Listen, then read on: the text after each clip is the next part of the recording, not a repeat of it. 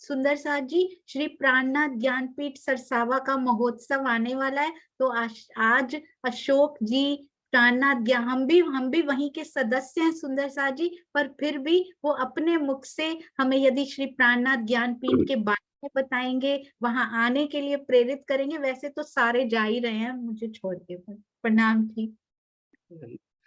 अ, देखिए, ये ज्ञानपीठ आपका घर है और अपने घर में आने के लिए वैसे तो इनविटेशन की आवश्यकता नहीं पड़ती है। हाँ, लेकिन एक शेड्यूल पता होना चाहिए।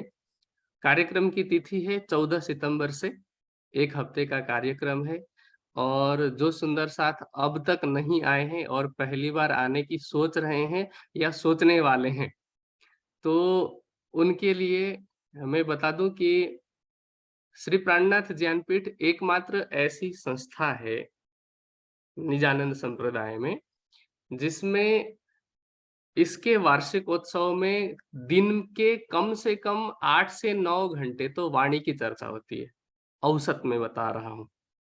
और वाणी गायन सुबह की दिनचर्या से अगर मैं बताऊँ तो सुबह उठने के बाद सबसे पहले चितवनी, उसके बाद योग की कक्षा होती है, शारीरिक और मानसिक स्वास्थ्य के लिए और उसी चितवनी में और लंबे समय तक बैठने के लिए।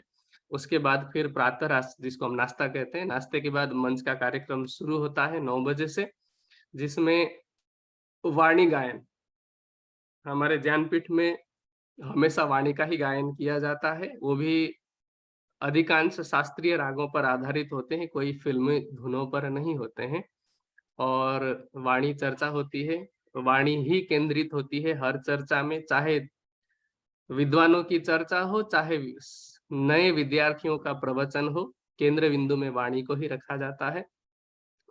और दोपहर के भोजन के बाद भी मंच लगती है और रात को भी भोजन के बाद ऐसे 3 बार दिन में 3 मंच लगाए जाते हैं जिसमें वाणी की चर्चा, वाणी गायन और विभिन्न प्रतियोगिताएँ भी होती है। इस बार हमने विशेष रूप से कुछ छोटी नाटिकाओं का भी आयोजन किया है।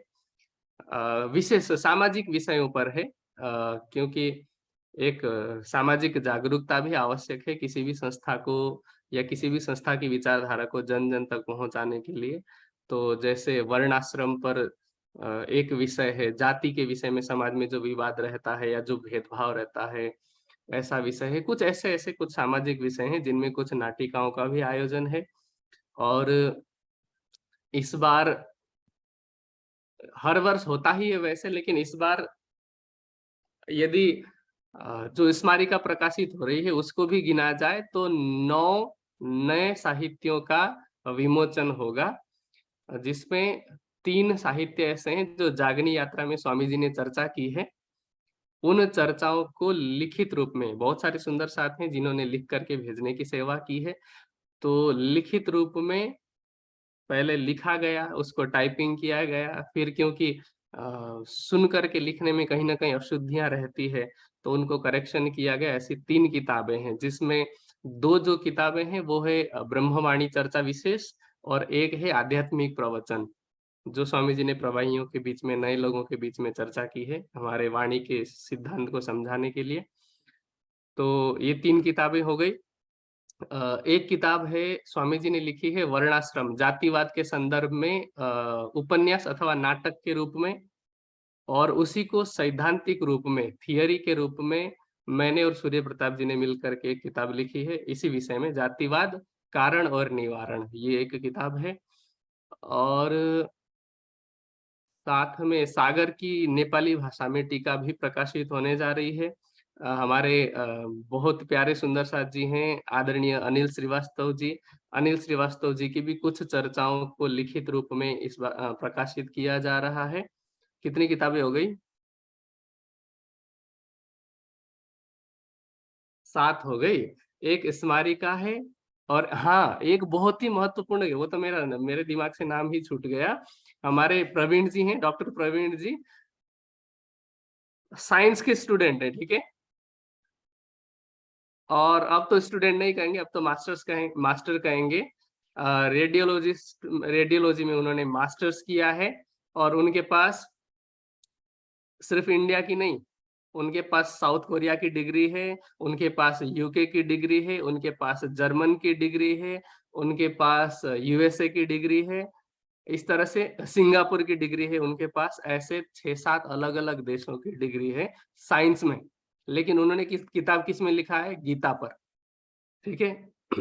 और गीता पर आज तक ऐसी किताब किसी ने भी नहीं लिखी है, क्योंकि मैंने स्वयं भी गीता पढ़ी है, अलग-अलग टीकाकारों की पढ़ी है। हाँ, इन्होंने गीता की टीका नहीं की है, लेकिन गीता के मेरे विचार से 55 के आसपास प्रश्न हैं, जो हमारे निजानंद दर्शन के सिद्धांतों से संबंधित है, या फिर कुछ ऐसे प्रश्न हैं जिनका रहस्य किसी ने भी नहीं खोला है अपनी टीकाओं में। तो ऐसे प्रश्नों को उन्होंने पुस्तक के रूप में लिखा है, जिसका नाम है गीता दर्शनम। तो एक ये किताब है, और उसके अलावा अगर कोई नाम याद आता है तो फिर मैं बताता हूँ। ऐसी 8 या 9 किताबें प्रकाशित होने जा रही है, और 133 भाषाओं में वाणी का अनुवाद हुआ है, ऐसा तो सबको पता था। और वेबसाइट पे देख भी रहे थे। इस बार उसको प्रकाशित करके दर्शन के लिए पुस्तकालय में रखा गया है, रख चुके हैं हम, और बस सुंदर साथ के आगमन की देरी है, आना है, देखना है, उसका उद्घाटन करना है।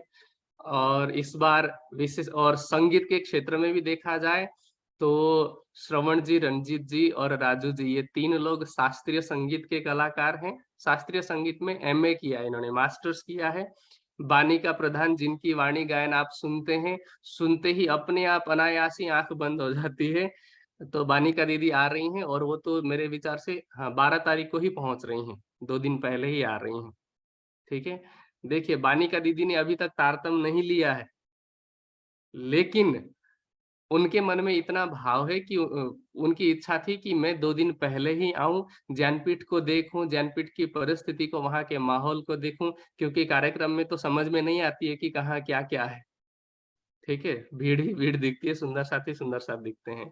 तो वो आ रही हैं। एक और बहुत प्यारी बहन है, आप में से बहुत सारे सुंदर साथ बबीता जी से योग करते होंगे। बबीता जी की बेटी हैं, उनका नाम है विधि। तो उसने भी शास्त्रीय संगीत भी सीखा है, और बहुत अच्छा गाती हैं। तो वो भी आ रही है, और वो भी कार्यक्रम से 3-4 दिन पहले ही आ रही है। और मेरे शायद सचिन आहूजा जी भी आने वाले हैं, पंकज गिरधर जी का भी शायद आने का मन है, आने की योजना है उनकी। तो ऐसे मेरे विचार से 12 के आसपास कलाकार हैं, और इस बार कार्यक्रम कुछ अलग ही होने जा रहा है, ठीक है? सारी बातें बता दूँगा तो सरप्राइज़ क्या रहेगा, है ना? कुछ सरप्राइज़ ऐसी है जो, क्योंकि ये 17वाँ वार्षिकोत्सव है, इससे पहले 16 कार्यक्रमों में आपने नहीं देखा है, ऐसे कुछ कार्यक्रमों का आयोजन है।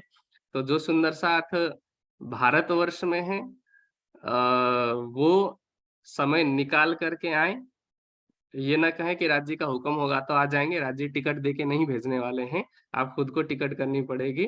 राज्य के हुक्म को दोष नहीं देना है, अभी तो आप प्रतिदिन वाणी की चर्चा सुन ही रहे हैं, अभी हुक्म की पहचान भी आएगी शायद कुछ दिनों में। तो जितने भी सुंदर साथ अधिक से अधिक संख्या में पहुँचे, यदि किसी कारण से आप नहीं आ सकते, मान लीजिए कि छुट्टी नहीं मिल रही है, तो आप भले ही रुक जाइए, लेकिन परिवार में से किसी सुंदर साथ को अवश्य भेजिए। और पूरे प्रयास करने के बाद भी यदि नहीं आ पा रहे हैं, तो यूट्यूब और फ़ेसबुक के माध्यम से घर बैठे-बैठे लाभ लीजिए, ताकि आपको पता चले कि वो विशेष कार्यक्रम कौन-कौन से थे। प्रणाम जी, आपके चरणों में कोटि-कोटि प्रणाम। मैं नहीं आ पा रही हूँ, पर अपने परिवार से आशीष जी को यहाँ से भेजा जा रहा है। तो तो ऐसे ही सुंदर साथ जी ज़रूर भेजिएगा, और आज के दिन आपको यहाँ पाके बहुत अच्छा लगा। अशोक जी, आप आते रहिएगा। हम लोग एक कार्यक्रम संडे शुरू करने वाले हैं। हाँ जी, आप बोलिए। ये तो शायद राज जी ने अंतःप्रेरणा दी कि आशीष जी का जन्मदिन है, तो जाके शुभकामना देनी। मैं खेत में जा चुका था, ठीक है? हमारी योजना थी, क्योंकि अभी वार्षिक उत्सव की तैयारी चल रही है, तो खेत में सेवा करवाने के लिए मैं गया था। तो वहाँ जाने पे पता चला कि आज जो विद्यार्थी पढ़ते हैं ना कक्षा में, तो उनकी एक परीक्षा है वाणी की। चंद्रगुरु जी वाणी पढ़ाते हैं अभी। तो आज परीक्षा है, तो बच्चों ने कहा कि आज हमें थोड़ा पढ़ लेने दीजिए, हम 11 बजे के बाद सेवा करेंगे, हमारी परीक्षा है। तो मेरे मन में आया कि ज़ूम मीटिंग में जाके मैं अटेंड करता हूँ। कुछ और भी कर सकता था, पर मैंने सोचा कि मुझे जाके ज़ूम मीटिंग अटेंड करनी है, इसलिए मैं भागे-भागे आया और फिर अटेंड किया। अरे वाह! बहुत अच्छा लगा। और अशोक जी, संडे सरसावा के कार्यक्रम के बाद, श्री प्राणनाथ जी ज्ञानपीठ के कार्यक्रम के बाद अक्टूबर में हम लोग साक्षियों का कुछ बिगिनर सुंदर साथ के लिए जागनी का कार्यक्रम आरंभ करने की सोच रहे हैं। उसके लिए आप पहले से इनवाइटेड हैं, आप जरूर एक दिन आकर हम सब सुंदर साथ को वो कीजिएगा। जी। हाँ हाँ, जी। वैसे तो इससे पहले हमारी जो ज़ूम मीटिंग चला करती थी, ज्ञानपीठ से जो संचालित होती थी, तो उसमें लगातार मैंने कुछ क्लासेस लिए हैं, जिसके वीडियोज़ भी एसपीजीआईएन ज़ूम मीटिंग के चैनल पर अवेलेबल है। तो आप वहाँ से भी देख सकते हैं और दूसरी बात क्योंकि अक्टूबर में देखिए कुछ कार्यक्रम हैं, वैसे अधिकांश अक्टूबर, नवंबर और दिसंबर में बाहर ही हूँ। फिर भी यदि बाहर रहने पर भी मोबाइल तो हाथ में ही होता ही है। आपके टाइम के हिसाब से यदि मैं फ्री रहा, तो ज़रूर उपस्थित होऊँगा।